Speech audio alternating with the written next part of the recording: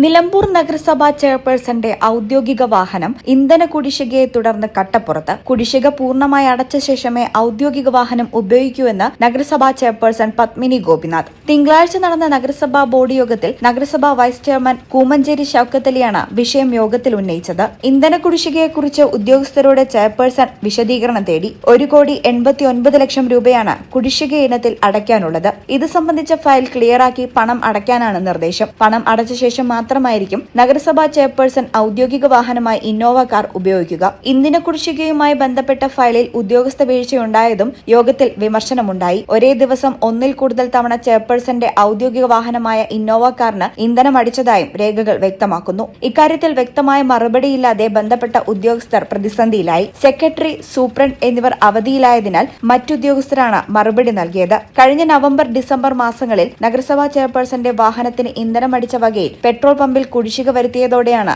ഇന്ധനമില്ലാതെ വാഹനം പുറത്തിറക്കാൻ കഴിയാത്ത അവസ്ഥയിലെത്തിച്ചത്. കഴിഞ്ഞ ഭരണസമിതിയുടെ സമയത്ത് കുടിശ്ശികയെ തുടർന്നാണ് പുതിയ ചെയർപേഴ്സൺ പത്മിനി ഗോപിനാഥിന് പൊതുപരിപാടികൾക്കുൾപ്പെടെ ഔദ്യോഗിക വാഹനം ഉപയോഗിക്കാനാവാതെ ഓട്ടോറിക്ഷയിൽ സ്വന്തം ചിലവിൽ യാത്ര ചെയ്യേണ്ട സാഹചര്യമുണ്ടായത്. കുടിശ്ശികയിൽ 38,000 രൂപയുടെ ചെക്ക് പമ്പുടമയ്ക്ക് കൈമാറിയതായി ബന്ധപ്പെട്ട ഉദ്യോഗസ്ഥർ ബോർഡ് യോഗത്തിൽ അറിയിച്ചു. കുടിശ്ശിക ഉടൻ അടച്ച് ചെയർപേഴ്സന്റെ ഔദ്യോഗിക വാഹനം പുറത്തിറക്കാനും നടപടിയുണ്ടാവും.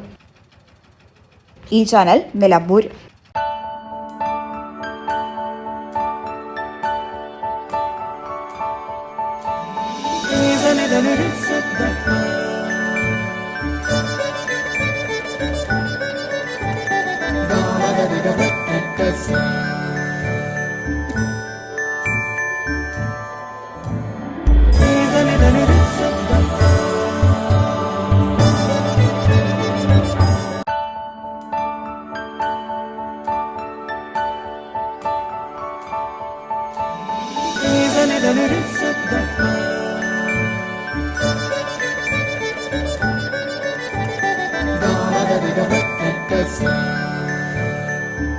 Qatar golden diamonds, Calicut road, Valanchery main road, താനാള.